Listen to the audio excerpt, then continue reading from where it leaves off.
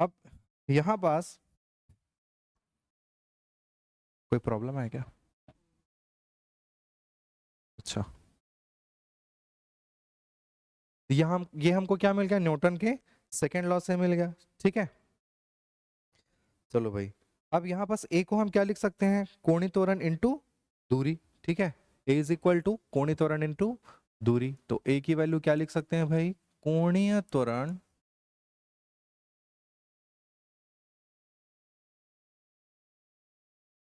Into दूरी। तो यहाँ चेंज क्या हो जाएगा? F I is equal to M I into alpha R I. ठीक है, अल्फा क्या है हमारा? अल्फा जो है वो हमारा कोणीय त्वरण है, और दूरी क्या है हमारा? आर आई है। ठीक है, क्लियर है? चलिए भाई, अब हमको क्या चाहिए? बल आघूर्ण और जड़त्व आघूर्ण में हमको क्या चाहिए? संबंध चाहिए। तो टाउ इज इक्वल टू क्या होता है? अतः बल आघूर्ण, पहले हमने फोर्स निकाल लिया, अब बल आघूर्ण क्या हो जाएगा हमारा? Tau is equal to force into, या फिर एफ क्रॉस आई, या फिर एफ इंटू आर आई।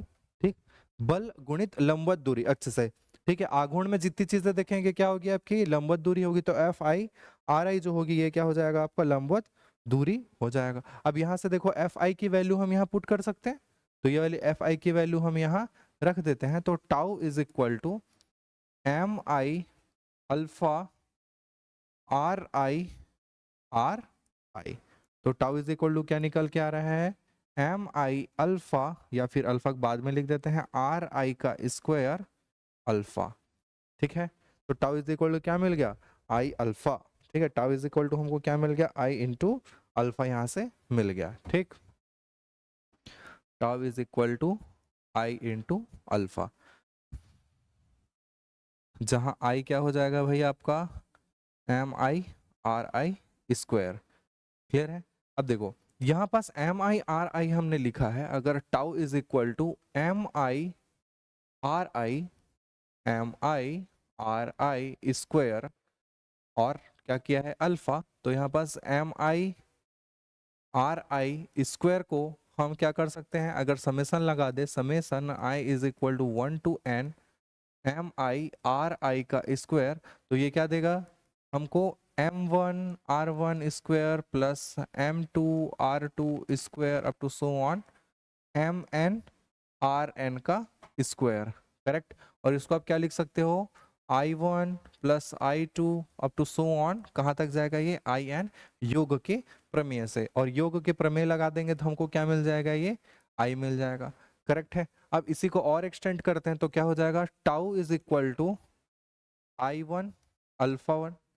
ठीक, करेक्ट, इसी को अगर मैं एक्सटेंड कर दूं तो i1 alpha plus i2 alpha plus i3 alpha up to so on क्या हो जाएगा? in alpha. अल्फा क्यों सेम रहेगा? क्योंकि जो घूर्णन अक्ष है वो एक ही है, तो कोणीय त्वरण भी क्या रहेगा आपका? एक ही रहेगा। अब इसको क्या लिख सकते हैं? और tau is equal to tau 1 plus tau 2 plus tau 3 up to so on tau N. ठीक है, तो ये दोनों तरीके से आप इस फॉर्मूले को समझ सकते हैं, एक तो ये वाला और जो दूसरा है ये वाला। ठीक है, दोनों को मैंने यहाँ पास एक्सप्लेन कर दिया कि दोनों फॉर्मूले जो हैं वो क्या होंगे आपके? सेम होंगे। ठीक है, चलिए अब आगे देखते हैं, आगे लास्ट टॉपिक हमारा क्या है?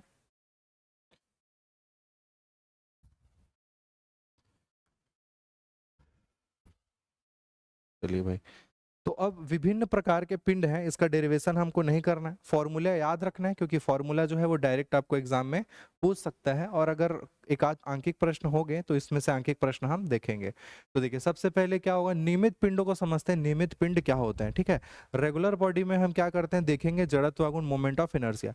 रेगुलर मतलब या फिर यूनिफॉर्म मतलब क्या होगा? जिसमें प्रत्येक प्रत्येक बिंदु पर सामान्य रूप से द्रव्यमान जो है वो वितरित होते हैं, उसी को हम क्या बोलते हैं? नियमित या फिर रेगुलर बॉडीज। ठीक है, जैसे कि आपका क्या हो जाएगा? वृत्त हो गया, ठीक, वृत्त, उसके बाद गोला हो गया, बेलन हो गया। इसमें जितनी भी चीजें हैं, जितने भी द्रव्यमान है, वो क्या है? समान रूप से पूरे पृष्ठ में वितरित होते हैं, उसको हम क्या बोलते हैं? Regular bodies. ठीक है, क्लियर है सबको?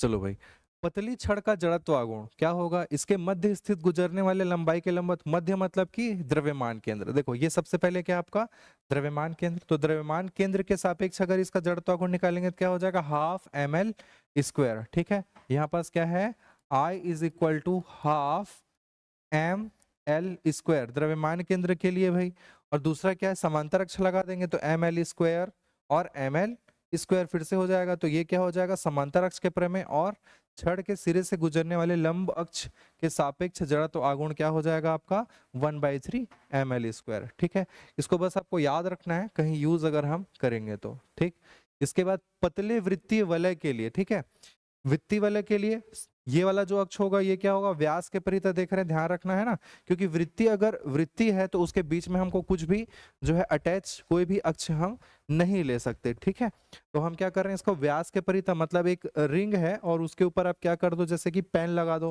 है ना, जैसे एक चूड़ी है और चूड़ी के ऊपर आप क्या कर दो, एक पतली सी लकड़ी जो है लगा दो, ये वही अक्ष है। ठीक, तो ये सबसे पहले इस अक्ष के परितः और ये दूसरा क्या है उसके समांतर अक्ष के परितः, तो अलग अलग है। देखो स्व अक्ष अर्थात इसके केंद्र से गुजरने के लिए mr स्क्वायर जो कि पॉसिबल नहीं है। दूसरा वलय के व्यास के अक्ष के परितः क्या होगा, mr square by D, diameter के लिए यहाँ हो गया आपका d, तल के लंबवत स्थित स्पर्श रेखा के सापेक्ष वलय का जड़त्व आघूर्ण। ठीक है, जैसे कि ठंडी के समय गर्मी के समय में लाइट जब बंद हो जाती है तो आप क्या यूज करते हो, एक हाथ पंखा यूज करते हो। ठीक है, धुकनी बोलते हैं, धुकनी, तो धुकनी में ढुकनी से इसको आप समझ सकते हो कि इस अक्ष के परितः अगर मैं गोल गोल घुमाऊंगा तो हमारा जो जड़त्व आघूर्ण रहेगा 2/3 mr स्क्वायर रहेगा, ये नीचे आएगा तो आपको ये दिखेगा। ठीक है, चलिए भाई आगे अब देखते हैं वृत्तीय चकती। चकती कहने का मतलब क्या है, देखो इसमें और इसमें फर्क क्या है, इसमें जो है बीच का जो पार्ट है वो खोखला है, इसमें जो बीच का पार्ट है वो क्या है, भरा हुआ है। ठीक है, बीच का पार्ट जो है द्रव्यमान से भरा हुआ है। ठीक है, डिस्क, डिस्क जो आता है अपना रोटी चपाती, है ना, मोटा रोटी, ये सब ले लो, उसमें कोई दिक्कत नहीं है। स्व अक्ष मतलब केंद्र के, ये पॉसिबल है, IMR स्क्वायर किसी व्यास के अक्ष, व्यास अक्ष के परितः चकती का जड़त्व आघूर्ण। ठीक है, तो व्यास अक्ष के परितः दिख रहा है RR डैश, तो क्या हो जाएगा 1/4 mr स्क्वायर। वृत्तीय चकती का किसी स्पर्श रेखा, ये वाला स्पर्श रेखा TT डैश टेंजेंशियल क्या हो जाएगा भाई 5/4 mr स्क्वायर। वृत्तीय चकती के तल के लंबवत, तल के लंबवत स्पर्श रेखा के आघूर्ण जड़त्व आघूर्ण, ये भी टेंजेंशियल होगा, लेकिन ये कौन सा अक्ष के परितः भाई, वृत्तीय अक्ष के परितः। चलो भाई ये सारी चीजों को याद करते जाना है भाई। ठीक, इसके बाद क्या है आपका बेलन के स्वअक्ष के परितः मतलब एक्स एक्स डैश, ये वाला हाफ mr स्क्वायर, बेलन की लंबाई के लंबवत मतलब वाई वाई डैश वाला कौन सा हो जाएगा, m is equal to L square, ये L square by 12 plus R square by 12, L लंबाई है और आर क्या है आपकी त्रिज्या है। ठीक है, और क्या है खोखला बेलन, खोखले बेलन में क्या है, बेलन अक्ष के परितः X X I is equal to mr square, और बेलन के केंद्र से गुजरने वाले अक्ष के परितः m r square by 2 plus L square by 12। ठीक है, और ठोस गोले के लिए क्या है आपका, ये इंपॉर्टेंट है, I is equal to 2/5 mr square, और स्पर्श रेखा के सापेक्ष ठोस गोले का जड़त्व आघूर्ण क्या हो जाएगा 7/5 mr स्क्वायर। ठीक है, तो ये फॉर्मूले हमको याद रखने हैं, इस वजह से ये डाला है। खोखले गोले में क्या हो जाएगा 2/3 mr स्क्वायर और 5/3 mr स्क्वायर।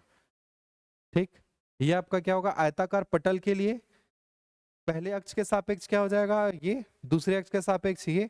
अब अगर आपको तीसरा निकालना तो इन दोनों को क्या करना पड़ेगा, लंब अक्ष के प्रमेय के हिसाब से जोड़ना पड़ेगा। ठीक है, तो क्या हो जाएगा m b square by 12 x के सापेक्ष जब घूम रहा है, तो दूसरा पटल के सापेक्ष। ठीक है, जैसे ये है हमारा, ठीक, तो सबसे पहले एक्स अक्ष के सापेक्ष निकाल लेंगे, ठीक, उसके बाद वाई अक्ष के सापेक्ष निकाल लेंगे, तो ये एक्स और वाई हो गया, तो जेड क्या होना चाहिए, ये होना चाहिए। अगर मेरे को इसको इस प्रकार से रोटेट करना है, इस प्रकार से रोटेट करना है, तो मैं क्या लगा दूंगा यहाँ पास, लंब अक्ष का प्रमेय लगा दूंगा। करेक्ट, अब लंब अक्ष का प्रमेय लगाएंगे तो क्या हो जाएगा, m कॉमन निकल जाएगा, B square plus L square divide by 12 हो जाएगा। ठीक है, चलो तो ये हमारा आयताकार पटल के साथ हमारा क्या हो गया, ये चैप्टर जो है वो एंड हो गया। चलिए अब इसका जो है कुछ आंकिक प्रश्न जो है हम देख लेते हैं। ठीक है, और फॉर्मुलेशन भी देख लेते हैं भाई, क्या क्या फॉर्मूला है इसमें, क्या क्या फॉर्मूला हम यूज कर सकते हैं। चलिए भाई,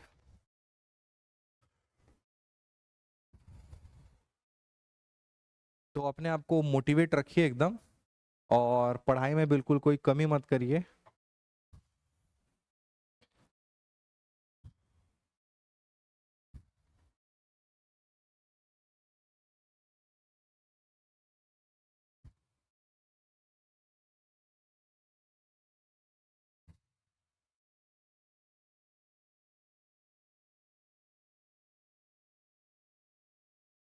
चलिए ठीक है।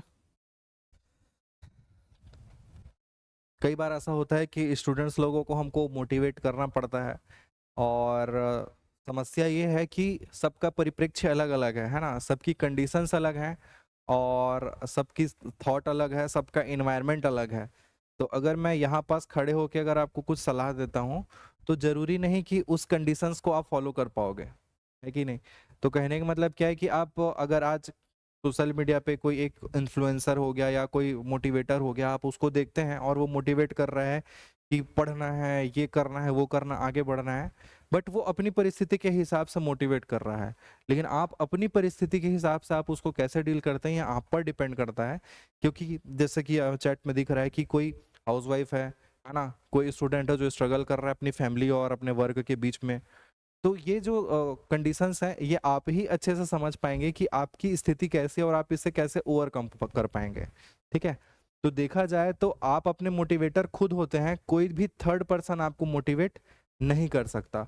वो ये कह सकता है कि आपको ये करना चाहिए और ये नहीं करना चाहिए, लेकिन वो आपको मोटिवेट बिल्कुल नहीं कर सकता। तो आप अपने मोटिवेटर खुद हैं।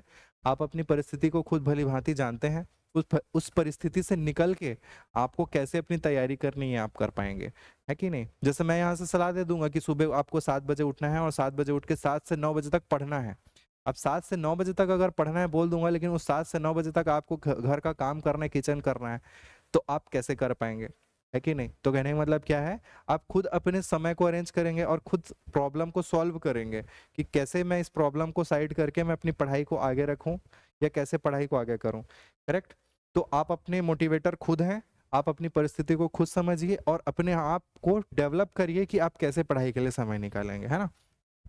इसी वजह से मैं कभी भी किसी स्टूडेंट्स को ये नहीं बोलता कि आप ये करो तो आपका ये हो जाएगा, ये करो तो ये हो जाएगा, क्योंकि मेरी परिस्थिति अलग है और आपकी परिस्थिति अलग है।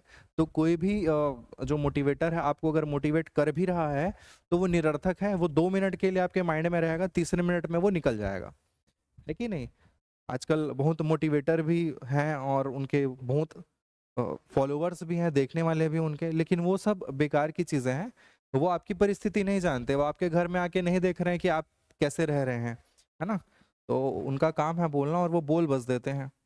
चलिए प्रयुक्त सूत्र देखते हैं। कौन कौन सा सूत्र, जो मेन मेन सूत्र होगा उसको मैं आपको लिखवाता हूँ, ठीक है।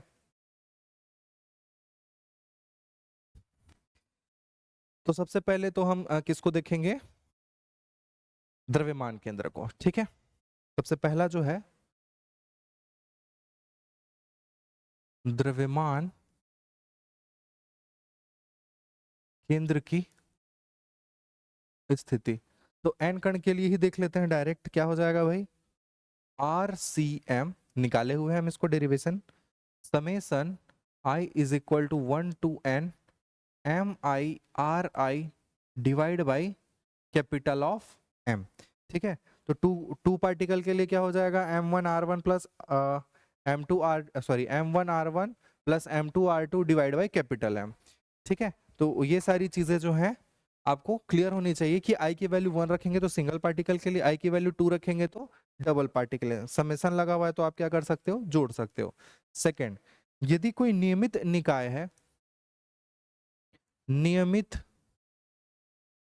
निकाय, नियमित निकाय का मतलब क्या है, कंटिन्यूस सिस्टम। जैसे कि मैं ये बोल दूं स्पेन का निकालो, है ना, स्पेन का द्रव्यमान के अंदर निकालो, तो आप इसमें पार्टिकल को जो है आप डिफरेंशिएट नहीं कर पाओगे कि पहला पार्टिकल और दूसरे पार्टिकल के बीच में कितना गैप है। तो ये क्या हो जाएगा, एक नियमित हो जाएगा। तो आप क्या लिख सकते हो, R C M is equal to 1/m 1/M integration of R T M. तो एम के रिस्पेक्ट में आपको क्या करना पड़ेगा, इसका समाकलन करना पड़ेगा, तब आपको क्या पता चलेगा, इसका द्रव्यमान केंद्र जो है वो पता चलेगा। सिमिलरली एक्स वाई जेड के लिए यहाँ आरसीएम क्या हो जाएगा, X D M Y D M Z D M. यहाँ पास मैं लिख देता हूँ, R is equal to X I cap plus Y J cap plus Z K cap. कहने का मतलब अगर आर लिखा हुआ है तो एक्स अक्ष के लिए करना है तो एक्स हो जाएगा, वाई अक्ष के लिए करना है तो वाई हो जाएगा, जेड अक्ष के लिए करना है तो दोनों जगह जेड हो जाएगा। ठीक है,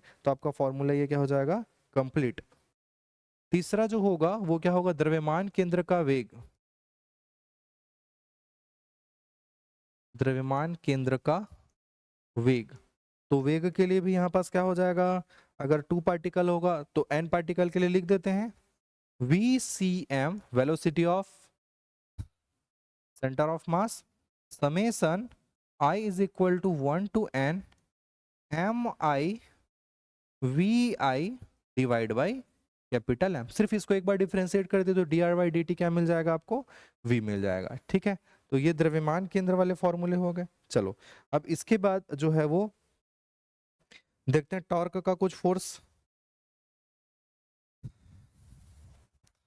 चलो रोटेशन के लिए तो थर्ड के बाद फोर्थ आ जाएगा हमारा गति के नियम का। ठीक है, रोटेशन मतलब वृत्तीय गति, घूर्णन गति करते हुए कण के लिए गति का समीकरण। तो 3 समीकरण है इसके अंतर्गत।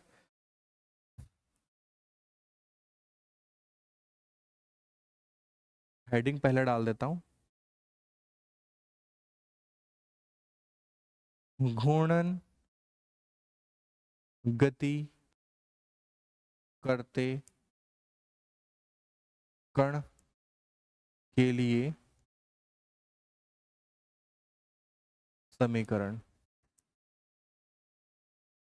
तो चौथा हो जाएगा, इसको मैं जब पढ़ा रहा था उस समय भी डायरेक्ट इसको फॉर्मुलेशन लिखवाया था, तो क्या हो जाएगा ओमेगा, ओमेगा नॉट, और पीपीटी में मैंने बोला भी था कि ये थोड़ा सा रॉन्ग है, इसको आप सुधार लीजिएगा। ठीक है, फोर्थ नंबर में है ये। उसके बाद फोर्थ में ही रहने देते हैं, theta is equal to omega naught T plus half alpha T square, और लास्ट वाला क्या हो जाएगा omega square minus omega naught square is equal to 2 alpha T. और इसको मैंने आपको सुधारने के लिए बोला था, नहीं सुधारे होंगे तो कोई दिक्कत नहीं है, यहाँ पास हमने फॉर्मूला लिख दिया है। ठीक है, इसके बाद जो होगा टॉर्क और पावर का हो जाएगा। अगला जो सूत्र होगा वो क्या होगा, बल आघूर्ण व शक्ति से संबंधित हो जाएगा टॉर्क एंड पावर। चलिए भाई, तो टॉर्क तो आपको मालूम है, 5वां नंबर का फॉर्मूला क्या हो जाएगा, टाउ को डिनोट करते हैं F into D, force into distance. ठीक है, टॉर्क को डिनोट करते हैं फोर्स इंटू डिस्टेंस सामान्य रूप में, और अगर वेक्टर फॉर्म में बोलेंगे तो क्या हो जाएगा, छठवा tau is equal to R cross F vector form में। ये नॉर्मल आपका क्या है बलयुग्म, और ये क्या है आपका बलयुग आघूर्ण, और इसे को क्या लिख सकते हैं R F sine of theta. तो टॉर्क का हमारे पास 2 फॉर्मूला है, एक तो सिंपल हमको वर्क जैसा दिख रहा है लेकिन वो वर्क नहीं है, वो क्या है परपेंडिकुलर डिस्टेंस है। ठीक है, यहाँ पास डी जो है वो क्या होगा परपेंडिकुलर डिस्टेंस या फिर लंबवत दूरी है, ये ध्यान रखेंगे। ठीक है, लंबवत दूरी, ये परपेंडिकुलर का निशान मैंने बना दिया है। ठीक, तो ये 2 फॉर्मूला हमको क्या मिल गया, टॉर्क का मिल गया। इसके बाद 7वां जो होगा वो क्या होगा, बल आघूर्ण से संबद्ध शक्ति, ये भी निकाले हैं। क्या हो जाएगा भाई, P is equal to tau omega, P is equal to क्या हो जाएगा हमारा टाउ इंटू ओमेगा। ठीक है, इसके बाद होगा कार्य। ठीक है, किसका कार्य, बल आघूर्ण द्वारा किया गया कार्य। ठीक है, 8वां क्या हो जाएगा, बल आघूर्ण द्वारा कार्य, बल आघूर्ण द्वारा किया गया कार्य। मैं आपको इतने फॉर्मूले लिखवा रहा हूं कि अगर इसमें से कोई भी फॉर्मूला आपको एग्जाम में पूछे तो आपको ध्यान रहे कम से कम कि हाँ ये फॉर्मूला हमने देखा है। ठीक है, कई बार सिर्फ जो है रिलेशन पूछ देता है, तो W इज इक्वल टू क्या हो जाएगा टाउ थीटा। ठीक है, W इज इक्वल टू क्या हो जाएगा टाउ थीटा।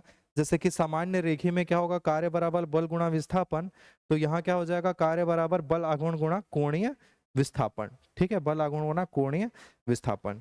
ठीक, इसके बाद कोणीय संवेग, नौवां जो होगा क्या होगा आपका, कोणीय संवेग, तो डिनोट करते हैं इसको एल से, और क्या होता है R cross P vector form में ही, और R P sine of theta. ठीक, साइन थीटा लगाए तो वेक्टर हट गया, करेक्ट।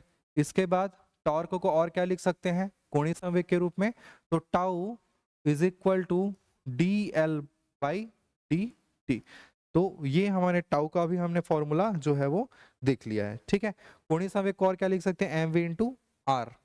ठीक है, तो यहां से एम वी इंटू आर मैं यहीं पास लिख देता हूं, एम वी आर मतलब पी की जगह एम वी और आर की जगह आर, तो सिंपल एम वी आर भी लिख सकते हैं। ठीक है, तो ये हो गया हमारा फॉर्मूला किसके लिए भाई,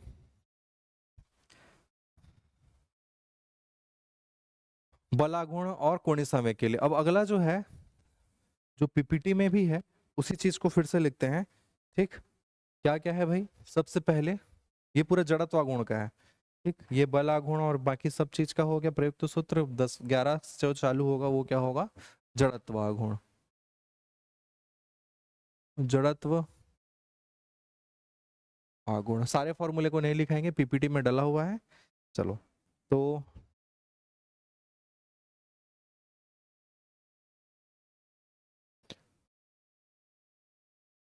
11वां नंबर में आ जाएगा आपका लंब अक्ष का प्रमेय, तो I X plus I Y is equal to I Z. ठीक, 12 नंबर में आपका आ जाएगा आई सी या फिर I O is equal to I C plus M D square या ए स्क्वायर, लंबवत दूरी, यह भी हमने बता दिया है। ठीक है, चलो भाई,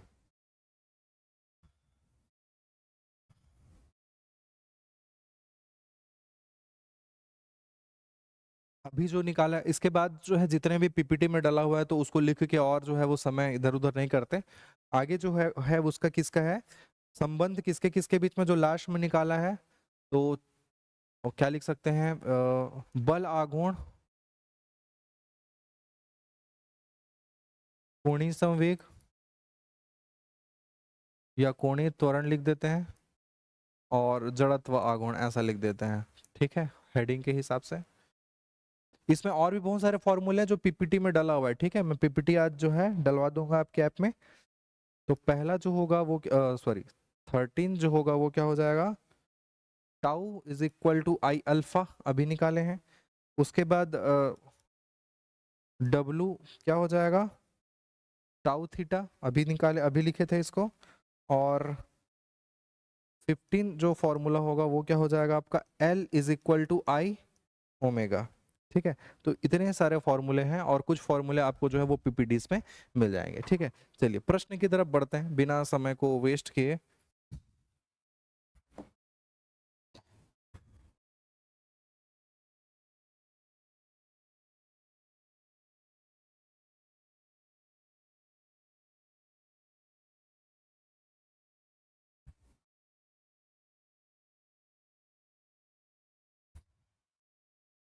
चलो भाई, सिंपल सा क्वेश्चन, एकदम सिंपल सा क्वेश्चन है। देखो, मूल बिंदु के चारों ओर, मूल बिंदु के चारों ओर एक बल F is equal to 7i minus 3j minus 5k का बल आघूर्ण ज्ञात कीजिए, जो एक साथ एक कण पर कार्य करता है जिसका स्थिति i j k है।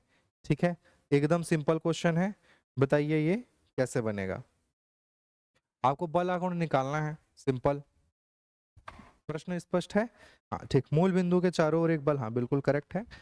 चलो भाई, तो क्या होगा इसका बल आघूर्ण, बता दो कैसे बनेगा। चलो मैं ऑप्शन डालता हूँ, आप लोग आंसर बताइए क्या होगा, फिर उसके बाद मैं सॉल्व करूंगा।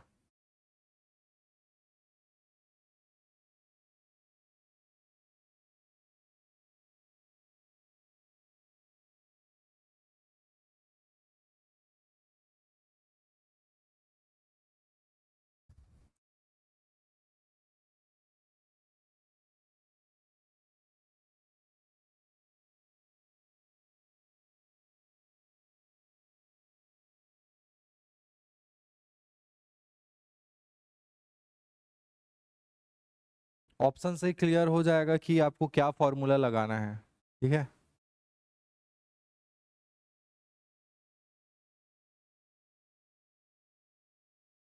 ठीक है, चलिए भाई, तो बताइए कैसे बनेगा इसका जो है हल कैसे होगा।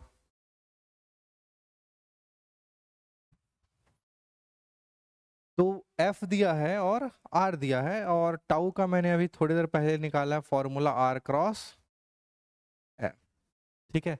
तो F भी दिया हुआ है और R भी दिया हुआ है, ठीक है। तो आपको क्या करना है, R क्रॉस F सिंपली जो है वो करना है, ठीक है।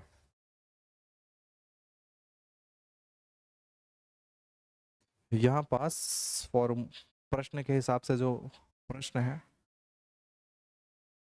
इसको माइनस कर लेंगे, ठीक है, क्योंकि जो मैंने ऑप्शन बनाया उसमें ये माइनस वाला आएगा।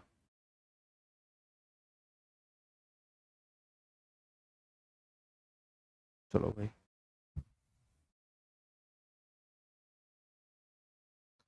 माइनस, और ये भी जो है माइनस, ठीक है। तो दोनों की वैल्यू मैं लिख देता हूं यहाँ पास। F is equal to 7i minus 3j minus 5 of k। R is equal to क्या है, i plus j minus k, ठीक। बस आपको क्या निकालना है, आर क्रॉस एफ निकालना है, और आपको क्या हो जाएगा, क्लियर हो जाएगा कि आंसर कौन सा है, ठीक है। फटाक से बताइए भाई। तो ऐसा मत करना है कि दोनों की वैल्यू, यहाँ सिंपल क्या करना है, आपको मैट्रिक्स मेथड लगाना है, और आर पहले है तो सबसे पहले आपको आ जाएगा आई जे और के। आर पहले है तो आर के जो कोफिशिएंट है उसको पहले लिखेंगे, तो क्या है भाई, 1 1 और -1, 1 1 और -1। उसके बाद टाउ, सॉरी एफ बाद में है तो उसके कोफिशिएंट बाद में 7 -3 माइनस ऑफ 5। नीले मालती ऑप्शन डी, बाकी लोग बताओ भाई।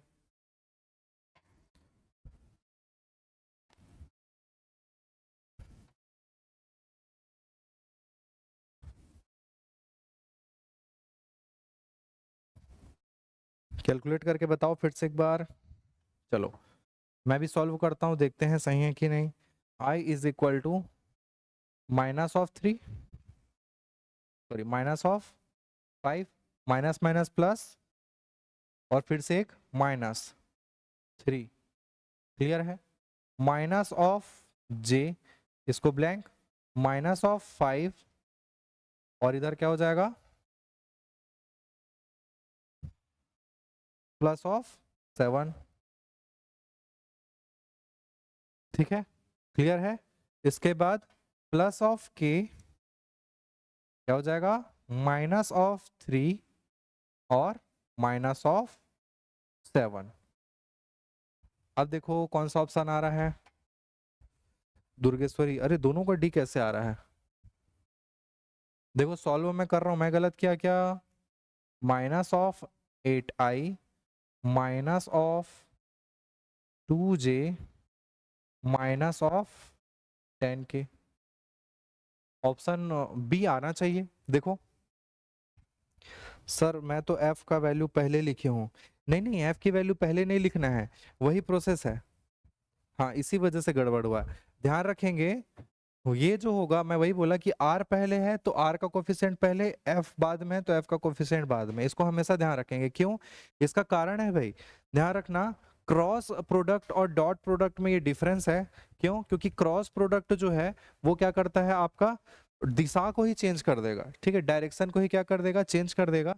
या फिर अगर आप डायरेक्ट मल्टीप्लाई कर रहे हैं तो एक चक्र बताया था मैं, ऐसा जे और ऐसा के और कुछ ऐसा, तो अगर इस डायरेक्शन में मल्टीप्लाई करोगे तो आप क्या होगा, आपका पॉजिटिव आएगा, और इस एरो के अपोजिट डायरेक्शन में मल्टीप्लाई करोगे तो निगेटिव आएगा, ठीक। तो ये गड़बड़ नहीं होना चाहिए, ध्यान रखेंगे, ठीक है। जो पहले दिया है, जो पहले दिया है उसका गुणांक पहले, जो बाद में दिया उसका गुणांक बाद में, तो ऑप्शन बी जो है वो करेक्ट हो जाएगा, ठीक। मजेदार बात यही है कि अगर आप गलत करते हैं वो गलत ऑप्शन भी क्या रहेगा, आपके ऑप्शन में दिया रहेगा, और जो हमेशा होता है। क्योंकि सामने वाले को पता रहता है कि स्टूडेंट कहाँ पास जो है वो मिस्टेक करेगा और मिस्टेक करने के बाद उसका आंसर कहाँ आएगा। चलो भाई सेकंड क्वेश्चन देखते हैं क्या पूछता है सेकंड क्वेश्चन में भाई। चलो, पृथ्वी को 10 की घात 25 किलोग्राम का गोला तथा 12,800 किलोमीटर व्यास का मानकर उसके व्यास के सापेक्ष पृथ्वी का जड़त्व आघूर्ण की गणना करिए। चलो भाई सिंपल जड़त्व आघूर्ण की गणना करना है और बोल दिया कि पिंड क्या है आपका, गोला है। ठीक है, प्रश्न स्पष्ट दिखाई दे रहा है? ठीक है, दिखाई दे रहा है।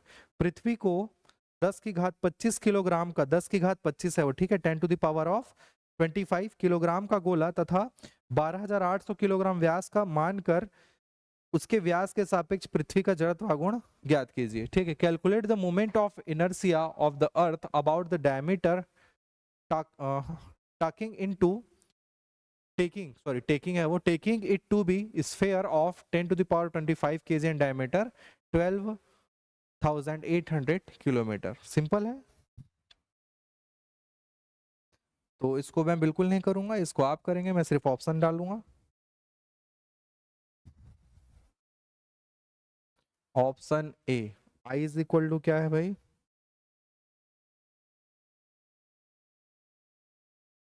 35 kg metre square. Option B 1.64 into 10 to the power of 38 kg metre square. Option C, PPT में भी थोड़ी देर पहले इसका फॉर्मूला बताया था, 2/5 mr स्क्वायर से ये बनेगा। ठीक है, 1.64 10 टू द पावर ऑफ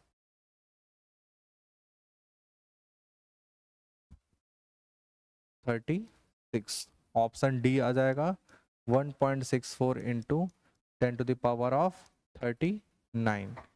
ठीक, तो आपको m दिया हुआ है और आपको r निकालना है और दोनों की वैल्यू को पुट करनी है और आपका आंसर जो है वो आ जाएगा। ठीक है, तो व्यास मानकर व्यास के सापेक्ष, तो व्यास के सापेक्ष हमने निकाला है 2/5 mr स्क्वायर। ठीक है, m की वैल्यू कितनी दी हुई है, m की वैल्यू दी हुई 10 टू द पावर 25 kg में दिया है, तो दिक्कत नहीं है। ठीक है, 10 टू द पावर 25 kg, तो कन्वर्ट करने का कोई समस्या यहाँ पास नहीं है। और हमको डायमीटर दिया है, तो रेडियस हमको क्या मिल जाएगा, डायमीटर डिवाइड बाई 2। ठीक, तो 12,800 डिवाइड बाई 2।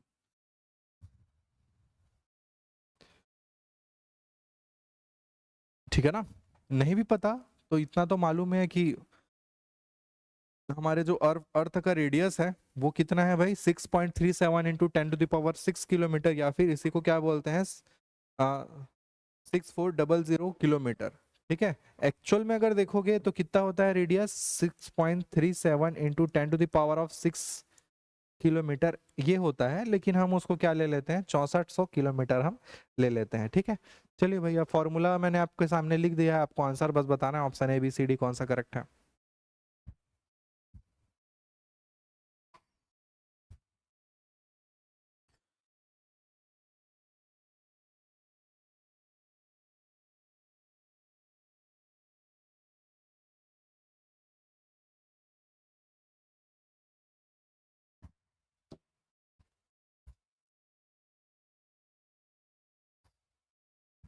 फॉर्मूले में रखें, चलिए भाई फॉर्मूले में रखते हैं।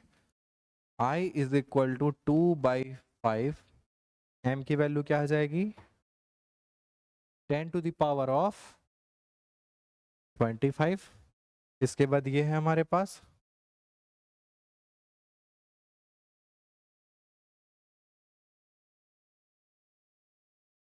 00। ठीक है, आएगा किसी का आंसर,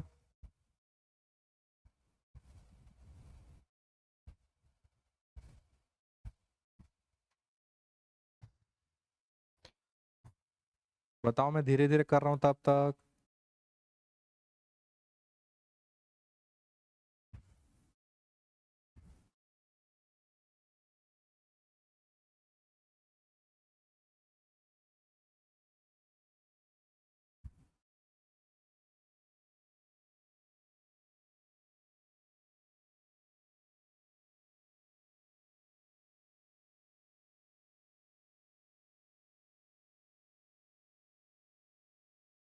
अच्छा देखिए, यहाँ पास एक चीज करिएगा आप,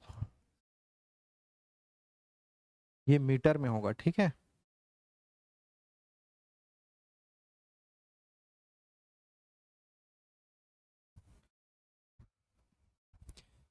मीटर में, करेक्ट। ये आपका क्या होता है, मीटर में होता है ना। तो यहाँ भी क्या हो जाएगा, 6.4 इंटू 10⁻6 मीटर। यूनिट सेम रहना चाहिए, है ना। तो यूनिट के हिसाब से, केजी के हिसाब से क्या होना चाहिए आपका, मीटर में होना चाहिए, ठीक है। तो इसको भी मैं क्या कर देता हूँ, सुधार देता हूँ, 6.4 इंटू 10⁻6, 6.4 इंटू 10⁻6। यूनिट सेम करना जरूरी है, ठीक है। तो 6.4 इंटू 6.4 10⁻12, ठीक है। आया क्या आंसर किसी का? 2.5 इंटू 10⁻, तो यहाँ पास क्या हो जाएगा, 25 10 35 2 37 37, ठीक। और इसका जब हम मल्टीप्लाई करेंगे तो हमको क्या मिलेगा, किसी का आया आंसर? क्योंकि इतना ही बस बचा है, इसमें और कुछ है नहीं।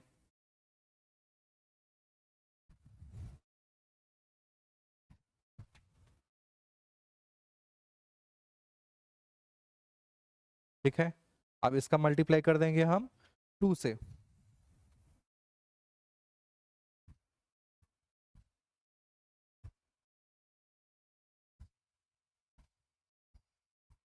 कोई आंसर मैच कर रहा है कि नहीं कर रहा है जी इसमें? यहाँ पर 2.5 तो है नहीं, उल्टा लिख दिया यहाँ पास, 4 के टर्म में आएगा ये, है ना। इसको 2.5 ही रहने देते हैं, 2.5। अब यहाँ से कैंसल आउट करते आपको बन जाएगा, ठीक है। अब बताओ आंसर कितना आ रहा है, ऑप्शन ए की, ऑप्शन बी की, ऑप्शन सी?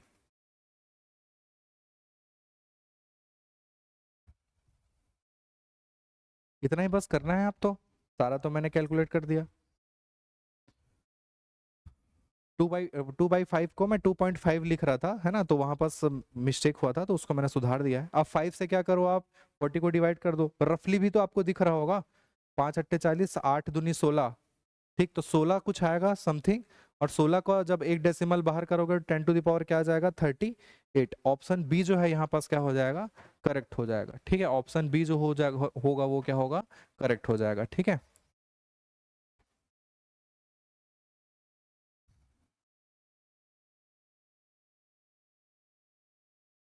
समथिंग, और यहाँ पास क्या हो जाएगा, समथिंग में ही ले रहे हैं, कैलकुलेट कर रहे हैं जो, ठीक है। तो 16 और समथिंग कुछ आएगा, तो यहाँ पास 4 है, तो जैसे यहाँ 13 आ रहा है, तो 4 लिख लेते हैं, और इंटू 10⁻37, और यहाँ पास क्या आ जाएगा, 6.14 इंटू 10⁻38, ठीक है। तो ऑप्शन बी जो है वो क्या हो जाएगा, करेक्ट हो जाएगा, ठीक है। वेरी गुड, ठीक है। एकदम छोटा सा फॉर क्वेश्चन रहता है, लेकिन थोड़ा सा दिमाग जो है वो गड़बड़ हो जाता है, जैसे मेरे से यहाँ गड़बड़ हुआ था कि 2.5 की जगह, सॉरी 2/5 की जगह 2.5 लिख रहा था। अगले प्रश्न के साथ आपको छोड़ रहा हूँ, और ये प्रश्न जो है हम कल इसको सॉल्व करेंगे, लेकिन ये प्रश्न इंटरेस्टिंग है, इसी वजह से दिमाग में चलते रहना चाहिए। अगर हो सकता है तो आप इसको बिल्कुल सॉल्व करके देखिएगा, कोशिश करिएगा, और मुझे बताइएगा कि इसका आंसर कैसा आएगा। डेली लाइफ का टाइप का क्वेश्चन है ये, हाँ। और इस प्रश्न को हम बिल्कुल करेंगे, और काफी मजेदार प्रश्न है।